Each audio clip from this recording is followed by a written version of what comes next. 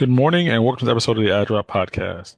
As we continue our spin through the world of the Big South Softball League previews, I'm joined today by the head softball coach at Presbyterian, David Williams, and senior utility player, Kelby Goodrum. Kelby, coach, good afternoon. How are you doing? Doing great. Thank you Good. for having us. Good. How are No you? problem. Thank you. Coach, being at PC for 7 years, what was the one thing you were surprised about so far in your tenure? Well, one of the big things that attracted me to PC was the community and the support at the community. It's a great place. There's a lot of support within there, but there's a lot of chances and resources to really be successful.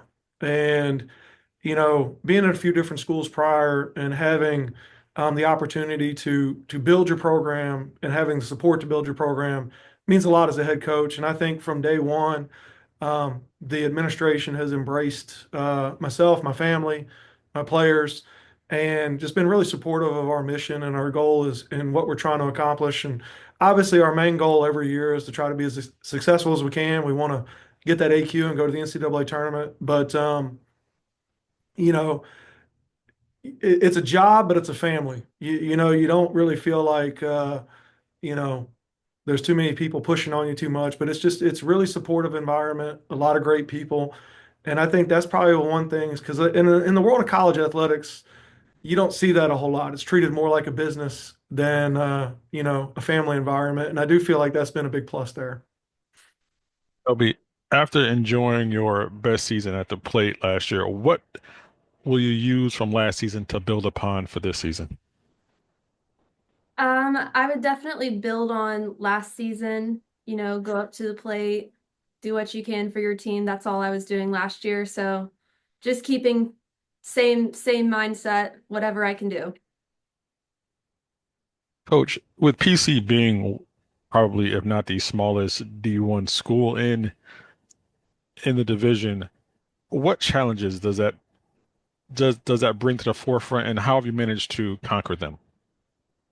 Well, I mean, yeah, PC is the smallest Division One school in the country. When we talk about student population, we have the smallest one. But I think that's a positive within itself. You get a small school academic experience, but you still get to compete Division One athletics, and there's not too many schools that can say that. So we offer a great education. We offer the opportunity for intimate classes, relationships with your professors, but at the end of the day, you're still competing Division One athletics, and you're somebody at PC. You're not a number. You're a student. You're a name. And I think that's a big thing. So we like to attract players that, are looking for a really good education, an intimate experience academically, but want to compete at the Division One level. And the Big South, softball wise, has competed very high at the Division One level over the past couple of years. So, you know, I don't really view that as a challenge with the size of our school being a challenge. I use that as an opportunity to sell that as an advantage for coming to our school because it is a solid degree. It's a great education, and people that leave PC with that education, they go on to fantastic careers. So, at the end of the day, we're selling the opportunity to build your career and your life after softball. Tell me what drew you to PC and why'd you choose it? So as he talked about the small school atmosphere, definitely emphasis on the student part of the student athlete. And that's really big for me. School's really important for me. So that was probably something that drew me a lot. And I didn't realize how good it was until I got here. I feel like it's something you can't really grasp until you're on campus. So that drew me, obviously, the softball aspect. My sister played for Gardner Webb, so that was cool. We got to play against each other in the same conference. So just that's what drew me. Coach, you played at Belmont Abbey and Emory and Henry. When was the last time you stepped up to the plate, and could you give us four solid at bats? The last time I stepped up to the plate would have been, it was well after my college career. I played some semi-pro for a little bit. So I'd say the last time I stepped at the plate, was probably, oh gosh, 20 years ago. Um, but I think I could still get four solid at bats. I think I could put something together. I truly believe in myself. No. Kelby, as a utility player, what is your favorite position to play? Ooh, my favorite position. I feel like the last season I played a good bit of third and outfield, and this season I've been playing around with third, short, second, some outfield. I feel like my favorite would probably be second or third. I don't think I really have a favorite, but anywhere where I'm close to the plate, close to action, I enjoy that. Trusting my reactions. Coach, how do you intertwine faith with your coaching philosophy? Ooh, that's a good question. I don't know if I've ever been asked that. Um, I think the biggest thing is giving everybody the tools to believe in themselves. You know, you want players to believe in themselves, believe in what they're doing, and you give them the opportunity to um, probably find themselves is probably the best way to put it. I think when everybody comes in, they got to figure out what type of player they're going to be. You know, who am I? How am I going to help this team? And really, I think if you believe in that player and you show them that you believe in that player and give them the opportunities, then they tend to rise. So I think that that's probably the biggest part of it, just showing that you're believing in the player, giving them the opportunity. Sometimes to work through things. Sometimes they're good, sometimes they're bad. But just giving those opportunities and allowing the players to grow from those opportunities. But if they know that, they're allowed to mess up here and there and still be okay, I think that helps. That allows them to grow and that helps, your relationship there with the player. Kelby, you have six new teammates coming in this season. What piece of advice could you give them about integrate themselves into the PC softball culture as far as being a great teammate? I think that the biggest thing is to be a good teammate. That's being supportive, whether you're on or off the field. When you come in, you never know what your role is going to be. So you have to stay flexible, do whatever you can to be positive. Even if you're not on the field, you still have a big role for the team. Coach, we all know that slumps in players, it's common. Two-part question. Is a slump mental or physical? And how do you help a player pull themselves out of one? Okay. I believe a slump is mostly mental. From a physical aspect, the players have been doing this for a while. I think some of it is it's not the mechanical part, right? So they've been practicing, they've been doing the mechanics, they know how to hit. Okay. Where the slump comes in, and I say it's mental, it might just be sometimes lack of confidence. Sometimes it could be just not preparation to hit a certain pitch. But I don't think it's a mechanical thing, which would go into the physical. So I do feel like it's more of a mental aspect. Um, but I think the biggest way to get past it is you gain confidence, right? When you get more confident, you believe in yourself more, you do better. Sometimes it might take one hit. That one hit leads to several hits. But we've spent some time over the past couple of years really trying to talk to our players about moving past those things, whether it's a slump or a defensive error. How do you mentally move past it? And those are the things that we've tried to talk to our players about in the past few years. We actually had a whole conversation the other day about staying positive through adversity. So slumps are adversity. Slumps are those things, and you have to stay positive and understand you will come out the other side.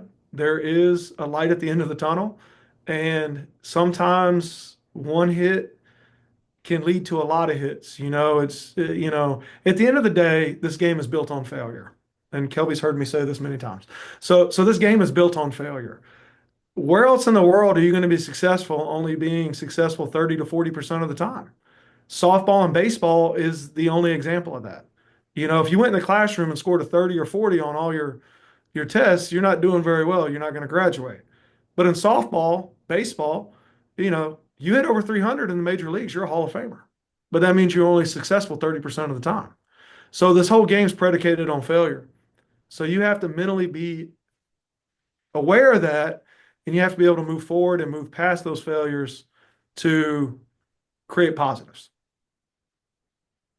W, what is your biggest triumph as a softball player, and what are your plans for after the career?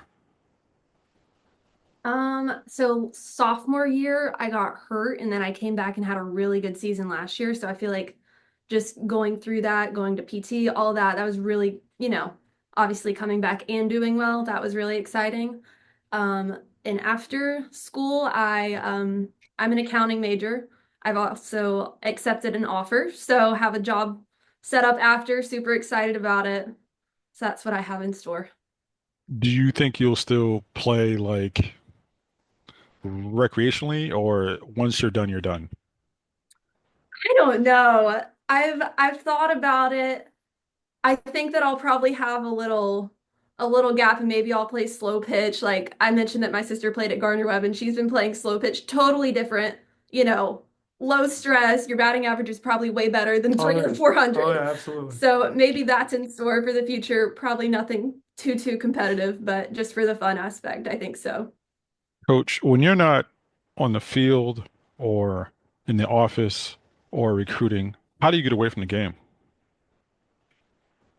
I'm gonna be honest with you. I don't ever get away from it. I have three kids, and my daughter plays softball, and I help coach her little 12 and under travel team. So I don't get away with it. My son plays football and baseball, so I helped coach the All-Star team last summer, and I was out there in the fall when I wasn't at softball helping his football team. So I'm with my kids. I'm with my family. I'm being dad. Most days we're done at latest by 5 o'clock with whatever we've got going on with our softball program so that I can go and be dad. Last night I was at my daughter's volleyball game. So,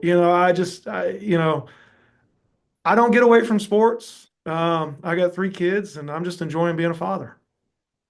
Kelby, being from Mooresville, where is the one place in town that when you go back, you have to have something great to eat? Ooh, when I go home, what do I get? I have a lot of different food tastes. Like tonight, I am going home tonight. I'm probably going to Cava. Clinton is great. I do like Clinton, but we do not have some of those establishments. So I'm probably going to Cava, and then tomorrow I'm going to get a bagel. There you go. Coach, as somebody from the Carolinas, we have listeners from all over the country. Defend and explain why Carolina barbecue is the best in the country. Well, now I have to tell you right now, it depends on what region of North Carolina you're from, because there is a debate within North Carolina. So it depends if you're talking about vinegar-based barbecue or tomato-based barbecue. Um, I don't really know why it's the best. Somewhere along the line, I think Lexington, North Carolina claimed it to be from the beginning. And then down east around Goldsboro, they tried to claim they had the best barbecue. So it's hard to defend when there's a debate with our own state. And Kelby's from North Carolina too, so there's a debate within our own state. I got to be honest with you. I'm from the Carolinas, but I'm more of a Texas barbecue kind of person. I like the brisket better, but I'm a brisket person. I would prefer that over some chopped barbecue myself. But you know, um, it's hard to say. I don't really know if I can even defend it because there's an argument within our own state. If you are in Mooresville, Big Tiny's is good. Very There good you go, barbecue. big There you times. go. The head coach of Presbyterian College, David Williams, senior utility player, Kelby Goodrum. Coach Kelby, thank you so much for joining us on this episode of the Adrop Podcast. Thank Thank you. you. Have a good day.